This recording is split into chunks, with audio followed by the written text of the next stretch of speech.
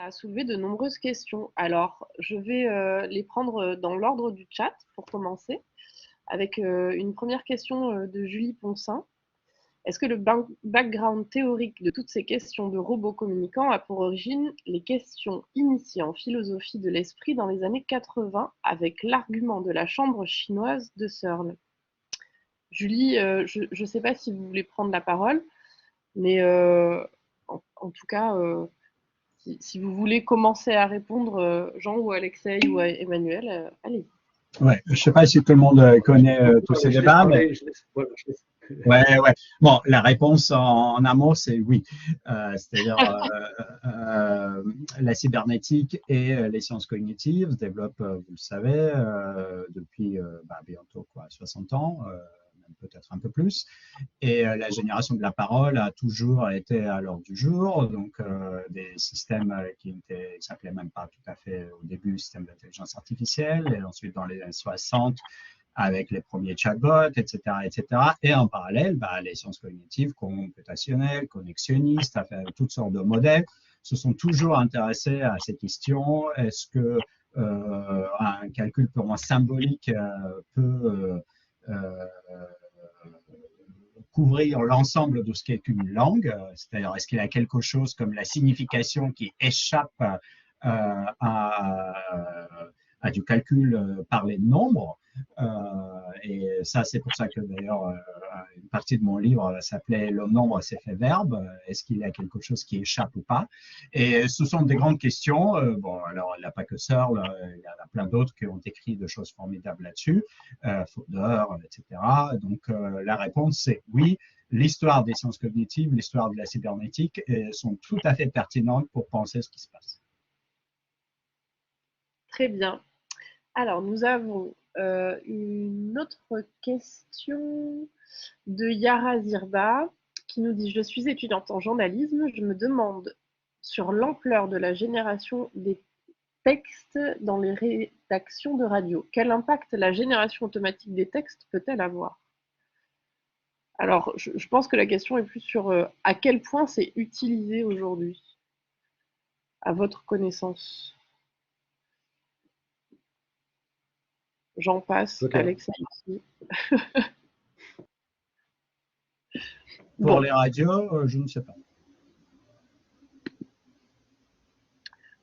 Alors, en tout cas, moi j'avais aussi une autre question pour vous, Alexei. J'aimerais savoir si il existe des exemples de contrôle installés pour les intelligences artificielles. Est-ce qu'il y a des règles juridiques déjà? Qu'est-ce qui se passe actuellement sur ce sujet-là? Alors, merci. Donc, un mot sur cela et peut-être aussi un mot, maintenant, je voulais réagir à ce qu'a dit Emmanuel tout à l'heure. Mais commençons par le juridique. Est actuellement en Europe en débat une législation qui n'est pas encore entrée en vigueur, elle est bien en débat. Elle va passer devant le Parlement européen au mois de novembre, qui s'appelle AI Act. Et donc, c'est un projet de grande directive sur l'intelligence artificielle qui divise tous les systèmes d'intelligence artificielle en plusieurs classes. Il y a des systèmes carrément prohibés, il y a des systèmes à haut risque et puis il y a tout le reste. Et pour l'instant, la génération de la parole est classifiée comme tout le reste. C'est-à-dire que ce système, selon la Commission européenne, n'est pas un système à haut risque. Justement, dans l'avis du Comité national français, dans mon livre, etc., nous essayons de dire que là, nous sommes en train de modifier la condition humaine. Hein. La parole, c'est ce qui nous permet de faire société, à nous, les êtres humains. Et donc, dire qu'il n'y a pas de risque élevé, c'est complètement une aberration de la part de la Commission européenne. Mais c'est le cas. Donc, la seule législation qui va s'appliquer, alors elle aussi est en débat, mais elle a déjà des éléments présents, c'est la législation en cas de dommage, dommage provoqué par un output d'un système d'intelligence artificielle qui est responsable. Donc, il y a quelques pages sur les questions juridiques dans l'avis du comité d'éthique français que vous pouvez déjà consulter en ligne. Il y a bien des paragraphes juridiques. Et puis, il y a un autre projet de directive qui s'appelle AI Liability Act, qui est aussi en discussion à l'échelle européenne et qui donc crée pour la première fois une notion spécifique, une fois que ce sera entré en vigueur, on n'en est pas là, ça va créer une notion spécifique de responsabilité de concepteur pour un output donné qui avait provoqué un dommage à quelqu'un, à un utilisateur donné. Donc, quelque chose qui est très, très problématique parce que, comme vous voyez bien avec les systèmes comme GPT-3, le concepteur n'a aucune connaissance d'un output individuel que le système va fabriquer. Et donc, dans quel sens est-ce qu'il a causé un dommage? On ne sait pas trop, mais il va en être responsable quand même. Voilà, donc tout cela, c'est pour vous dire que c'est un paysage juridique en pleine évolution. Il y a aussi des normes françaises, européennes qui sont en discussion. Il y a des comités partout, des commissions partout, donc ça va évoluer. Et puis, un dernier mot, si je peux me permettre, juste en réponse par rapport à une réaction, hein, par rapport à ce que disait Emmanuel. Je pense qu'il a très bien mis en lumière la tension avec laquelle nous avons vécu ces dernières années entre finalement ces systèmes sont-ils créatifs ou pas? Est-ce qu'on va avoir de la créativité supérieure à la créativité humaine ou au contraire un manque de créativité? Et l'exemple qu'Emmanuel avait proposé avec la génération d'images est très, très parlant. Donc, il y a en effet DALL-E, il y a Midjourney, Stable Diffusion, il y a tout un tas de systèmes aujourd'hui pour générer des images extrêmement créatives. Et avec la langue, aussi, on a pensé, comme avec l'image, on a pensé il y a quelques années que non, la créativité, c'est de la réserve exclusive de l'homme, la machine ne pourra jamais faire comme l'homme. Et bien, on voit avec les images que les machines sont très, très créatives. Moi-même, il y a quelques années, c'était une erreur de dire, comme je le faisais, que la machine ne pourra pas reprendre sur l'homme les métiers créatifs. Et bien, je pense qu'avec les transformers, on va déjà on y est en fait, on va vers cette créativité assez extraordinaire, mais cette créativité justement n'est pas aussi facile à saisir, n'est pas aussi répandue encore aujourd'hui qu'avec les images. Les images, tout le monde s'amuse à se faire des petites images. Avec la langue, c'est plus compliqué, mais cette créativité, elle est incroyable de la part des machines. Je veux dire, j'ai vu de la poésie, mais magnifique, mais c'est moi qui l'interprète en tant que poésie. La machine, encore une fois, n'en sait rien. Elle ne fait que générer des symboles de manière totalement asémantique. C'est très intéressant, merci.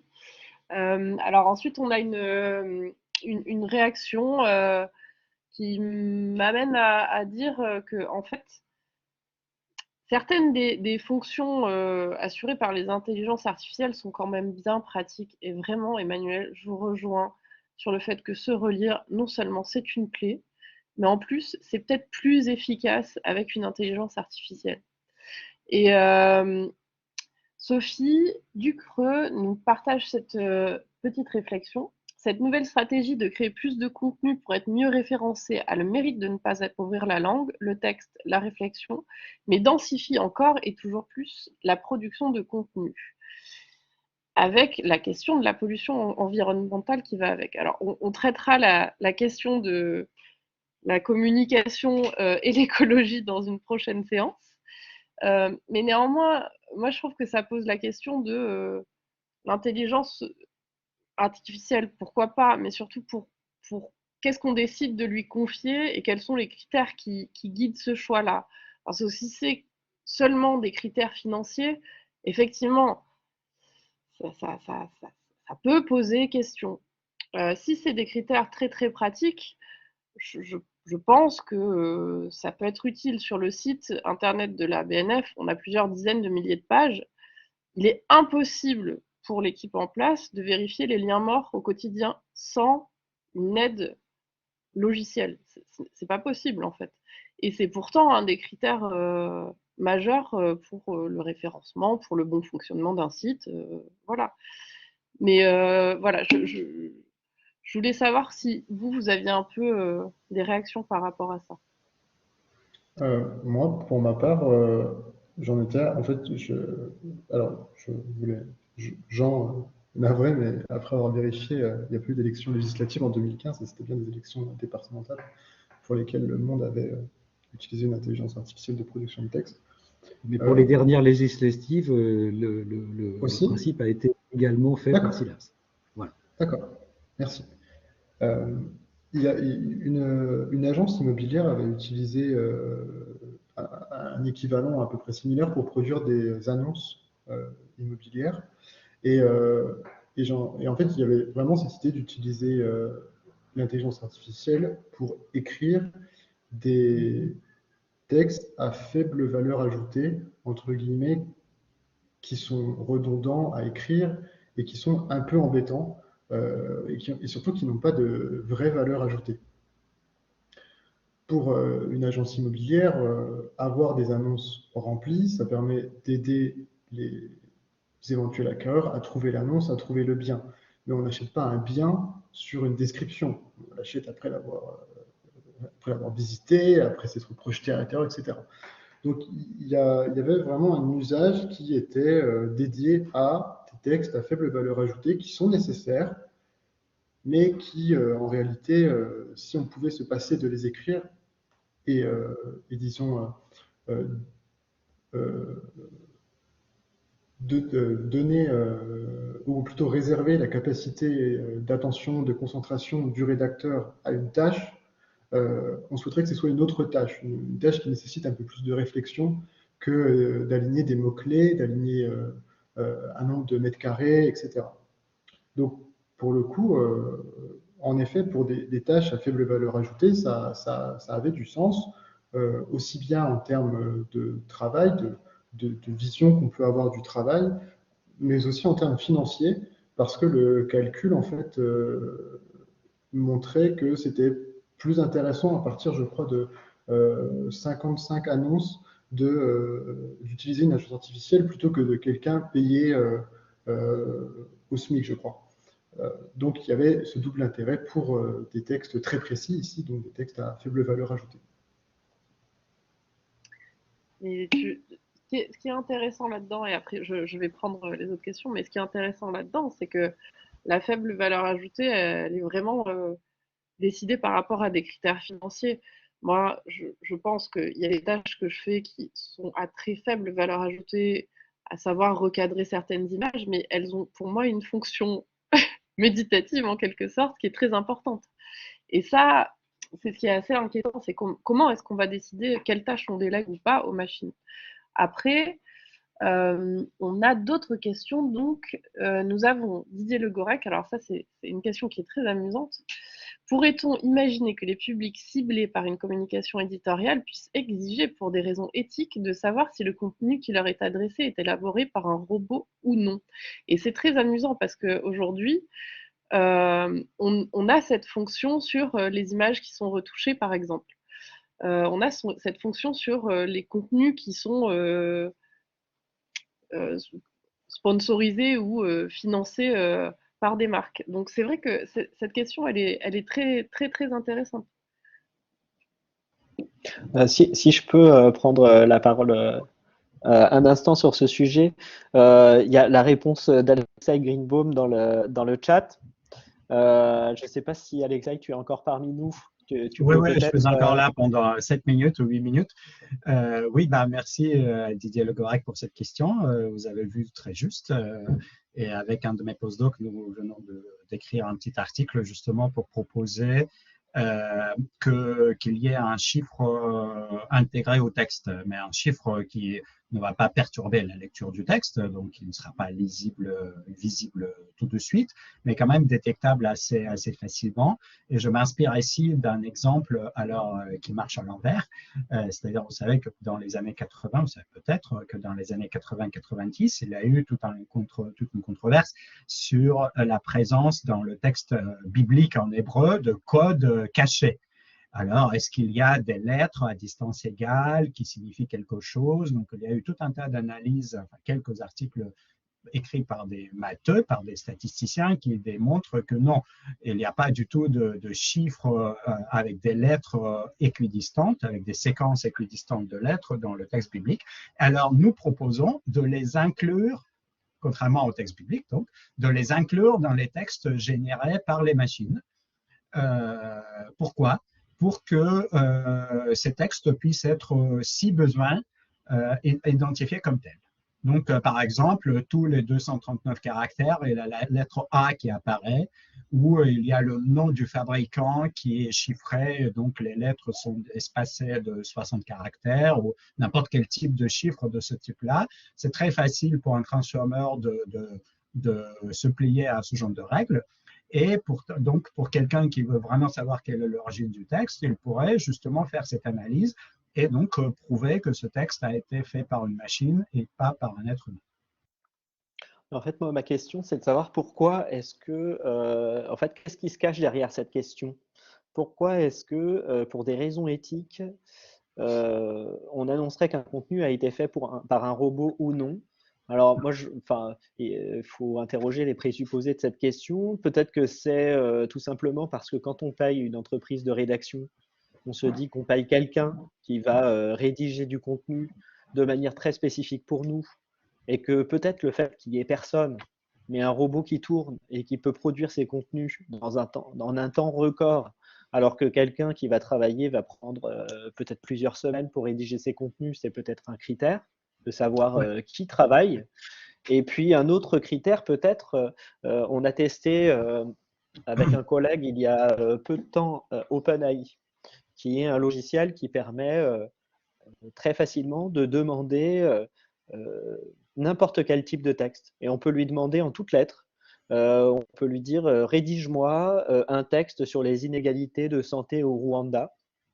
Et il va faire un texte sur les inégalités de santé au Rwanda qui va faire et qui peut être un long texte en fonction de ce qu'on lui demande, mais et qui va avoir l'air d'être un texte universitaire ou journalistique de très bonne qualité.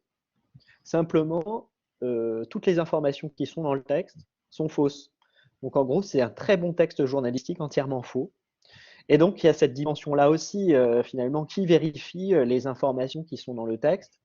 Et en médecine, il y a un terme qui a été inventé qui est la garantie humaine.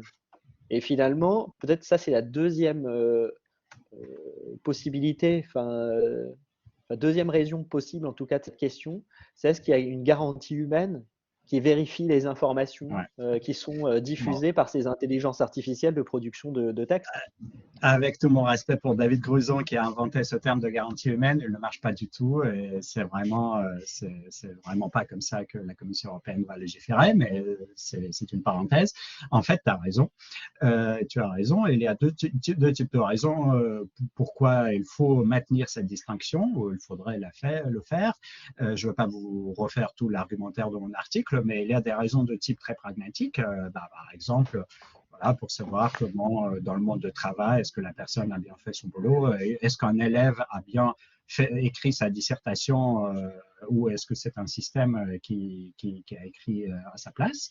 Donc, il y a des raisons très pragmatiques selon ces différents secteurs d'application. Et puis, il y a des raisons beaucoup plus en amont, beaucoup plus philosophiques et éthiques. Donc, la question de la responsabilité. Tu as parlé de la question de vérité. Il y a aussi la question de la responsabilité. Si vous utilisez un système comme ça pour faire du conseil médical, alors, c'est pas que c'est tout faux, hein, c'est que c'est la valeur de vérité ou de fausseté, elle est aléatoire parce que la machine ne connaît pas la valeur de vérité. Donc, tantôt c'est vrai, tantôt c'est faux. Et puis, qui est responsable, hein? Et donc, il est fondamental dans ces cas-là de savoir si tel ou tel texte provient d'une machine ou pas. Est-ce qu'il y a un agent derrière qui est responsable ou pas? Et donc, voilà, on peut multiplier ces raisons, mais fondamentalement, tu as raison. On a du coup une dernière réaction de Didier Le Gorec qui te répond, Sébastien. Pour lui, c'est le lien entre une marque et son public qui, lui semble-t-il, serait refroidi dès lors que l'on sait qu'elle automatise cette rédaction. Alors on demande des engagements forts sur l'expression des marques. Or, la communication, c'est la relation, bien sûr. Et ça fait sens. On a sinon une remarque de Sophie Ducreux sur la garantie humaine qui fait rappeler que c'est l'une des missions essentielles du journalisme. On constate ces derniers temps que le check fake news devient véritablement problématique. Rédaction IA ou non. Et ça, c'est vrai que c'est un grand sujet qui dépasse peut-être un petit peu le cadre de cette intervention-là, parce que je pense qu'on pourrait dédier une séance entière aux fake news. Mais en tout cas, c'est vrai que c'est assez intéressant. Si je peux me permettre, Claire, Oui, peut-être deux petites choses, c'est que sur Didier, mon comparse, que je salue chaleureusement, je partage tout à fait son avis. C'est qu'en fait, voilà, ce qui va refroidir une marque, voilà, c'est la relation, et puis que la relation aujourd'hui, l'engagement, il est tout à fait promu par les marques. Et si demain, voilà, on serait plus en situation de greenwashing, mais on serait en situation de, je sais pas, de content washing, vous voyez, je sais pas comment l'appeler, mais, mais qui serait évidemment très très dissuasif. Alors, peut-être une petite précision, et pour rebondir avec ce que disait Emmanuel très justement tout à l'heure, c'est qu'aujourd'hui, quand on produit des contenus automatiques, ce sont généralement, enfin ce ne sont pas généralement, ce sont des contenus sans valeur ajoutée. D'accord, il faut bien dire. Alors, on peut s'amuser, hein, OpenAI est en fait l'entreprise éditrice de GPT-3. D'accord, donc, quand on parle de GPT-3, c'est OpenAI en fait.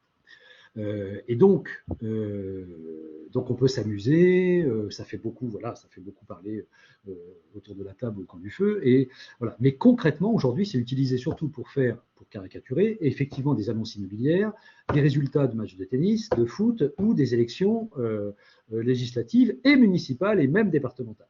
Et donc, parce que c'est du contenu, si vous voulez, qui n'a pas de valeur. Enfin, c'est pas qu'il n'y a pas de valeur en sens où ça va donner évidemment D'ailleurs, donner un résultat de contenu, c'est pas tout à fait les mêmes méthodes, c'est pas les mêmes technologies.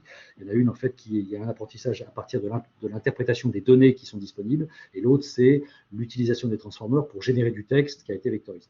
Et donc c'est deux mécaniques différentes. Mais en tout état de cause, si vous voulez, ce sont toujours des contenus à faible valeur ajoutée. Pour vous donner un ordre d'idée, je ne sais plus où je l'ai vu récemment, dès lors où vous êtes sur de la production de contenu, je dirais, alors sans aller sur du conceptuel, mais relativement élaboré, relativement fouillé, qui va, je sais pas, exiger de parler, si on reprend la problématique de Didier, de parler de l'engagement de telle entreprise en faveur de, je sais pas moi, des ODD.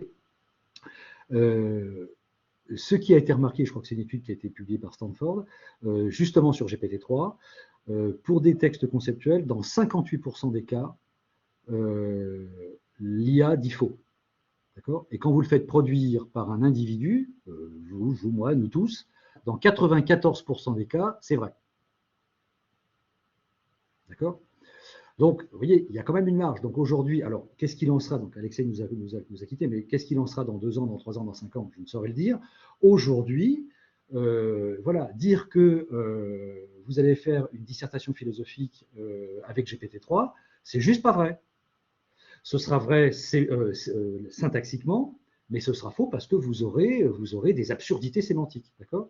Alors, évidemment, vous allez me dire, oui, d'accord, mais ça ne résout pas le problème de la falsification.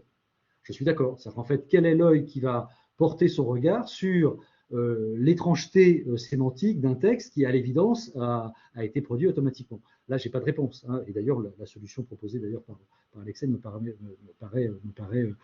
pertinente. Et donc, ce que je voudrais, c'est simplement montrer qu'il faut distinguer la question de l'usage, de la falsification et de l'usage frauduleux d'un contenu produit, d'accord, de la réalité d'un bon usage de ces outils qui aujourd'hui produisent de façon pertinente, intelligente, tout ce que vous voulez, enfin, intelligente, voilà, à l'image d'une machine, des contenus sans valeur ajoutée. C'était juste ce point-là et ça me paraît important de le signaler. Et les chiffres que je viens de donner, vous les trouvez, je ne sais plus où j'ai vu, c'est voilà, 58% sur un test GPT-3, 58% où l'IA se trompe et 94% où l'humain ne se trompe pas.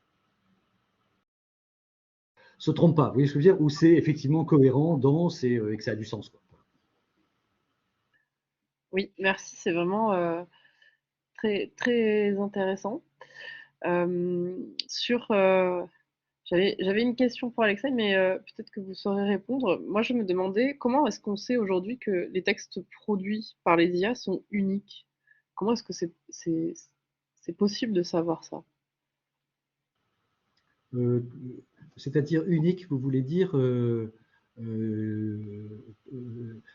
comment dire que c'est pas du copier-coller, c'est ça? Exactement, parce que finalement, puisque c'est une machine, pourquoi est-ce qu'elle s'embêterait à aller chercher ailleurs quelque chose qui existe déjà? Alors, en fait, pour des raisons disons, techniques ou technologiques, c'est qu'en fait, un modèle comme GP3 ou récemment qui s'appelle Bloom, vous avez ce que l'on appelle des paramètres. Donc, des paramètres, donc, par exemple, un modèle comme ça a, pour vous donner un ordre d'idée, 75 milliards de paramètres. Ça veut dire que les mots qui sont des vecteurs sont reliés par vectorisation 75 milliards de fois entre eux. Ça veut dire que quand vous mettez, comme Sébastien le disait, je ne sais plus Sébastien, tu disais sur les droits humains au Rwanda, non, ce n'était pas les droits humains au Rwanda, enfin bon, il y avait un sujet comme ça. Il va donc, en fonction des couches de neurones que vous allez mobiliser, Rwanda, droits humains, je sais pas, respect des fondamentaux, etc., il va croiser l'ensemble de ces mots qu'il va vectoriser pour voir quelles sont les constructions les plus fréquentes, mais donc qui va vous donner, si vous voulez, une infinité de combinaisons possibles. Je vais vous donner un champ lexical avec 200 mots que vous allez pouvoir croiser dans tous les sens. Sauf que lui, il va le croiser, en fait, de façon infinie en fonction de la proximité. C'est-à-dire que si vous avez le mot Rwanda et droits humains proches, il va dire que c'est cohérent. Évidemment, il évitera de dire au Rwanda, les droits humains mangent du Nutella. Parce qu'évidemment, sémantiquement, ça n'a aucun sens. Il ne le sortira pas parce qu'il ne l'aura pas vu non plus. Et les absurdités, c'est qu'effectivement, parfois, elle dérape. Elle dérape, elle fait des erreurs, les IA font des erreurs, et elle va déraper. Et elle va vous sortir, alors une absurdité aussi lourde que celle que je viens de donner, peut-être pas, mais elle va vous donner des résultats qui vont pas être justes. Mais pourquoi elle va donc produire des contenus uniques? Parce qu'elle va croiser toutes les possibilités possibles de croisement dans un ordre syntaxique pertinent, mais pas forcément sémantique. Jean, pour aller un peu plus loin dans ta direction, il y a quand même, après techniquement, je ne sais pas comment c'est fait, mais on a joué avec cette intelligence artificielle parce que c'est fascinant, et on lui a demandé de nous écrire une chanson de Brassens sur les inégalités de santé. Et l'intelligence artificielle nous l'a sorti. Et c'était assez impressionnant, c'était étonnant, quoi. C'était très étonnant. C'est un poème, quoi, une sorte de poème sur les inégalités de santé. Et là-dessus, une petite réflexion en passant, mais nos échanges me font aussi penser, parce que là, on parle d'écriture automatique finalement, à l'exercice des surréalistes qui faisaient de l'écriture automatique. Et finalement, quand on parle de la frontière mince entre la littérature ou un exercice littéraire et une intelligence artificielle qui même produit des textes pour les petites annonces immobilières, finalement, c'est aussi à nous, comme disait Alexei, il disait tout à l'heure, moi j'ai décidé d'y voir de la poésie et je trouvais ça beau. Et finalement, c'est à nous d'en faire de la poésie ou d'en faire des textes littéraires parfois. Finalement, plus qu'une intentionnalité de la machine qui produirait un texte, il est aussi possible de fonctionner finalement à la manière surréaliste et d'interpréter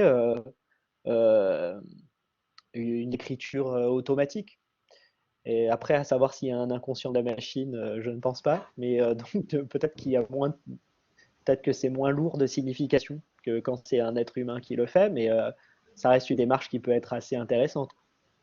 C'est peut-être là aussi le principal écueil de considérer. Après tout, c'est vrai qu'on voit ce qu'on veut voir, mais l'intérêt d'un texte, c'est qu'il a été écrit par un humain avec une intention, avec une histoire derrière, et on perd beaucoup.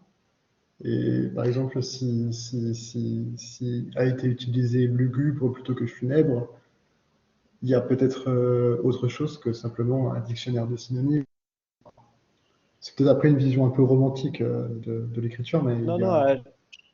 je pense que c'est exact. Mais, et puis voilà, c'est un petit peu la manière dont je concluais aussi en disant, même en écriture automatique, quand on fait de l'écriture sans réfléchir, c'est toujours un être humain qui en est à l'origine, et donc on peut penser que c'est une trace de son inconscient ou de son esprit. Et donc c'est interprétable. Pour une machine, c'est plus délicat d'interpréter ça dans ce sens-là. Donc il y a toujours une question d'intentionnalité, même si c'est une intentionnalité inconsciente. Et donc oui, je te rejoins en réalité. En tout cas, la plupart des manuscrits des grands auteurs confirment que peser ces mots, c'est quand même assez important sur le résultat final. C'est assez édifiant. Je ne suis pas sûre que la machine pèse à ce point-là la différence de nuance. Oui. Mais la machine propose toutes les nuances possibles, parce qu'on lui a appris. En fait, la machine ne propose rien. La machine restitue tout ce que l'homme a lui appris. Alors, il y a ces histoires de boîte noire, c'est-à-dire qu'effectivement, on ne sait pas tellement comment ça fonctionne dans les couches de neurones. En fait, on rentre en fait une donnée, derrière on va avoir le résultat, et c'est vrai qu'à l'intérieur des couches de neurones, on ne sait pas exactement ce qui se passe. Ça, c'est la fameuse la black box. On ne sait pas exactement quels sont par quel mécanisme. Mais en tout état de cause, la machine, de toute façon, en tout cas pour l'heure, je pense que c'est purement fantasmatique de lui attribuer une intentionnalité, elle va en effet mobiliser l'ensemble de ce qu'on lui a appris. Si elle a fait une chanson Brassens, c'est parce que dans la machine, il y a les chansons de Brassens. Sans ça, elle ne saurait pas faire. Si on apprend Et elle n'était une pas très machine. réussie, cette chanson. Mais c'était quand même, c'était pas, mais ça avait la forme d'une chanson. Ça parlait des inégalités de santé. Et il y avait même un peu la tonalité des chansons de Brassens, même si c'était raté. Mais il y avait cette tonalité-là. Enfin, du coup, on a trouvé ça très fort. Hein. Mais effectivement, Mais parce que 175 milliards de paramètres, donc de connexion ouais. entre chacun des Oui. Voilà. Et parce qu'elle a appris les chansons de Brassens. Parce que dans le corpus, on lui a donné si dans le corpus, il n'y avait pas d'inégalité de santé, qu'on avait pris, je dirais, un corpus qui mobilise l'ensemble du vocabulaire de la fabrication, je suis dans un bureau de chaises et de tables, jamais de la vie, elle aurait parlé d'égalité de santé, parce qu'elle n'aurait pas pu le faire. Mais on lui a donné un corpus gigantesque, et qui lui permet effectivement, grâce à ses couches de neurones et à ses vecteurs, de pouvoir le produire. Donc voilà, je suis moins romantique que vous, mais je pense peut-être une vision plus pragmatique et désenchantée de la machine. Voilà. Ce qu'il y a, c'est que, moi, ça sera mes derniers mots. Après, je laisse Claire reprendre la main. Ce qu'il y a, c'est que on pense aussi aux enjeux de la responsabilité du concepteur. Et autant quand on est soit dans une intelligence artificielle d'analyse d'un texte, même si c'est très normatif de dire ce texte il est bien ou mal écrit, effectivement, comme tu le disais, Jean, c'est normatif et il faut prendre ça avec des pincettes. Mais bon, là, c'est une aide, c'est une assistance. Quand un texte est écrit automatiquement, là, on peut se dire que quelqu'un relit ce texte et valide les contenus. Sur le fond, est-ce que c'est exact ou est-ce que c'est inexact et modifie les informations pour les rendre exactes. Mais par contre, là où je pense qu'il y a un véritable enjeu éthique d'importance, c'est pour les chatbots. Parce que les chatbots, c'est une information qui est transmise aux personnes directement, sans contrôle préalable. Et là, je pense que, d'ailleurs, Alexei a beaucoup travaillé sur ce sujet, comme il vous l'a dit. Et là, je pense qu'il y a un vrai sujet sur les chatbots et la discussion en temps réel, quoi. Oui, je suis d'accord, mais là, c'est un sujet que je ne maîtrise pas, donc je m'abstiens. Mais cela dit, la seule chose, c'est que dans les chatbots, c'est la même chose. C'est qu'en fait, on va apprendre. J'avais vu juste rapidement, parce que le temps passe, mais pour entraîner un chatbot pour répondre à des enfants entre 10 et 15 ans, d'accord, qui devait être un chatbot pour un musée, d'accord, où il était question de s'adresser à ce type de public. L'entreprise qui l'a fait a mobilisé des armées de jeunes entre 10 et 15 ans pour leur demander de s'exprimer, de poser toutes les questions du monde et de s'exprimer comme ils l'entendaient, d'accord, et comme il ou elle l'entendait. Ça a été rentré dans la machine, et effectivement, la machine a été capable de restituer un dialogue, vous voyez, à partir d'un vocabulaire et de structure de phrase qui était celle proposée par. Et donc là, on est typiquement dans encore une fois, une machine qui n'a pas d'intention, mais qui a été entraînée avec le corpus qui va bien. Très bien. Eh bien, merci. Je vais conclure ici. D'abord, en vous remerciant tous les trois, donc Alexei, je le ferai un peu plus tard, mais nous avoir permis ce soir de comprendre quand même le fonctionnement de l'IA, comprendre ses nuances, comprendre ses différentes applications. Et je trouve ça à la fois tout à fait enthousiasmant, mais aussi peut-être un petit peu inquiétant de voir ce que l'IA va nous réserver dans le futur. Donc, en tout cas, un grand merci à nos intervenants et un grand merci à vous tous qui avez posé toutes vos questions. Notre prochaine séance a lieu le 24 novembre. Elle se penchera sur l'expérience culturelle numérique et nous accueillerons plusieurs professionnels de la communication culturelle pour parler des métiers de la communication culturelle à l'heure des réseaux sociaux. Donc ce sera le 24 novembre, même heure, même lieu. Et je vous invite à tous à vous inscrire. Je pense que, oui, voilà, Sébastien vous a mis le lien dans le chat. Et je vous souhaite une très bonne soirée à tous. Peut-être juste un dernier mot pour dire, dormez sur vos deux oreilles, vous n'êtes pas prêt d'être remplacé par des IA. À très Merci, bientôt. à bientôt. Merci beaucoup. Bonne soirée. Au revoir. Au revoir.